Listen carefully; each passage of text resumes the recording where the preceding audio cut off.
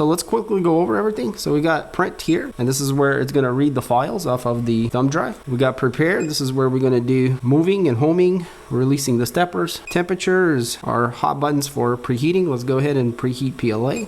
And extruder is going to give us controls over the load and unload and how much and the speed. So if we go back, we got settings. This is going to be where we can change our language, and we've got quite a few to choose from. Temperature settings. So let's say if you want to change your PLA settings, you can do that here. So every time you preheat it, it'll preheat to what you've saved there. A light control, which we do have 2 lights on this printer. One underneath here and then one from the top going down. So the headlight is the one up here, and the observation light is the one under here. You guys maybe can see it powered on. We can toggle our fan on and off, motor off, and that's going to release the steppers. Filament detector is turned on. Factory settings, so you can reset everything. About the machine, we can see here the name, the version it's on, the build volume, and also how to contact the company. And on the very bottom, we got advanced settings, and this is where we adjusted the brightness of our screen. So yeah, very intuitive and quite easy here for the settings. And then we have the level button. So, and down here's our current parameters for the printer. All right, so for the next part, let's go ahead and load some filament. And if you're going to do high-speed printing, you obviously need rapid filament, which this is a Rapid PLA Plus from Elegoo, and it's in black. So we're going to try it out today. So they are using like recycled spool made out of paper material, and it is vacuum sealed very well. This looks like a pretty nice filament. You guys can see the finish on this black. So let's pull it out here. We're gonna grab our snippers and cut it on an angle so we can feed it easier. And looking here on the top, the spool will go on the spool holder, and then we're gonna feed it through the filament detector, which by the way has a little light that comes on. And then we're gonna go down to the hot end extruder. Now, before I put that in there, let's go ahead and go to prepare and move the Z axis up 10 millimeters. So we're gonna click on 10 and then Z plus, and that should raise it there. I'm gonna click it again to go a little higher, so we can see a little better while we're purging. So we're going to release the extruder with this arm and then feed our filament through, and we could use this crane to push it through, but it's quite simple just to do it manually here, and we'll just push it and we can see we're purging on the bottom. So simple as that. We are loaded and ready to go. Now if you do want to purge it here, you just click on extruder. So let's do 10 millimeters and we'll click on load, and it'll push through that much. You can see the little gear turning here. So yeah. All right, so we are purged. Let's go ahead and move this purging booger out of the way. Let's grab our red thumb drive, which is 8 gig, and we're gonna plug it in right here. And we'll see if we got anything with the printer. So we'll click on print, and we have quite a few here. Okay, so I do see a G code there with the Buddha. And let's see under models. Okay, so it looks like we have STL files probably here. So, oh well, actually there's a PLA test there and a rapid test for 3D Benchy, so maybe we'll do that also. But let's go ahead and start with this Buddha print that all Elegoo printers come with. So we'll just click on that, and it's going to load the preview. So it says it's going to take 31 minutes. So we're going to confirm, and the print starts. So the printer looks like preheating, and it's pretty close to where it needs to be, and it goes ahead and starts. So hopefully our offset is perfect, and we'll get the perfect first layer. And so far it's looking really good. It's purging on the side, and now going for the print. Yep. You guys probably can't really see from that angle, but yeah, it is printing and it appears to be pretty much perfect. Let's go ahead and look at what we can see while we're printing. So we got the model, the name of it, the percentage that's done, and then there's a bar and it says 30 minutes left. Our coordinates for the X and Y, how much time passed. Our nozzle temperature, our bed temperature, the speed 100%, the fan speed, the print speed, which is 95, and the flow rate at 100. So here we can go to settings, pause, stop, or turn off and on the LED. So if we click on that, we have a choice between the 2 lights. Naturally, stop will cancel the print, and pause will pause it. In the settings though, we can adjust the nozzle temperature and the bed temperature by toggling here, and then down here we can go to the speed and adjust that, also the flow rate and the fan speed. And under adjustments, we have the Z-axis offset, so if you do need to go a little up or a little down when you start printing, you can do that right on the fly here. And also we have filament detection on and off, and again we can control our lights from here too. Good options and layout here for the Neptune 4 Pro. Now, one thing that I haven't done is actually turned on this auxiliary fan. You guys can't see, but the little switch back here is on off, so I'm gonna go ahead and click it on. And the whole thing turns on and got a bit louder again.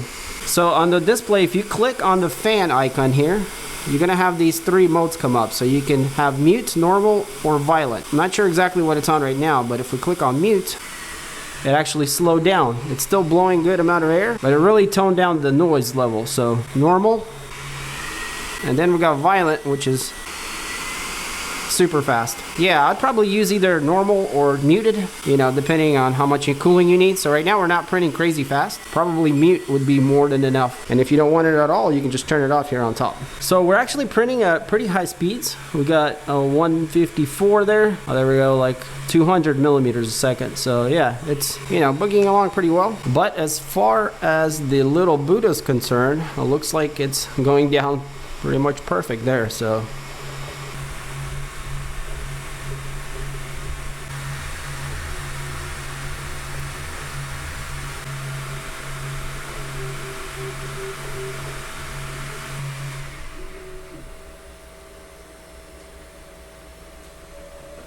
alright, so our first print is done. By the way, the screen does dim. If you click it, it goes brighter. It took 38 minutes, so a little longer than it said it would. So we can print again or return, which is pretty cool. So we'll click return and it goes back to the home menu. So it's cooled off. And wow, popped off super easy. So yeah, this PEI sheet works perfect. I didn't even have to flex or nothing. It just pops right off when it cools. And the brim also came off pretty easily. So let's look at the bottom here. We can see that we might be a little bit too far from the build plate, but actually maybe not. It does look pretty good. Maybe we can go down just a little bit. But as far as the print itself, and you guys can see how well this filament laid. It's got a nice sheen to it where we can really see the layers. Very accurate, nothing weird, no ringing or any crazy ghosting anywhere. Lots of detail and an excellent print overall. All right, well, I'm pretty impressed right off the bat, which I knew that I would be because this is the pro version of the 4 and the original 4 did very well also. So I think for the next part, let's go ahead and go to the print and we'll go to models. There is a flower pot. I don't think I want to print that in black. A tool holder, actually this is a useful thing. It's a little bracket that connects to the back side here that you can put all of your tools that was included. So let's go ahead and print that. That would be pretty useful.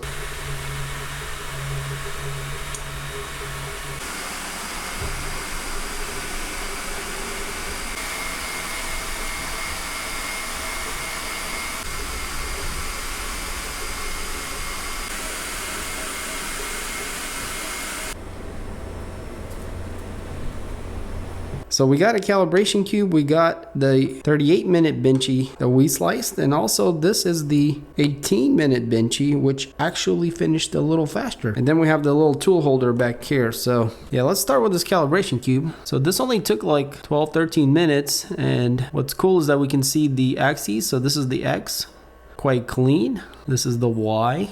Also quite good. We do have a little bit of ghosting. It is quite a large bed that has to move very fast at these speeds. And then we got the X wall and the Y wall. So yeah, the X and Y are pretty similar.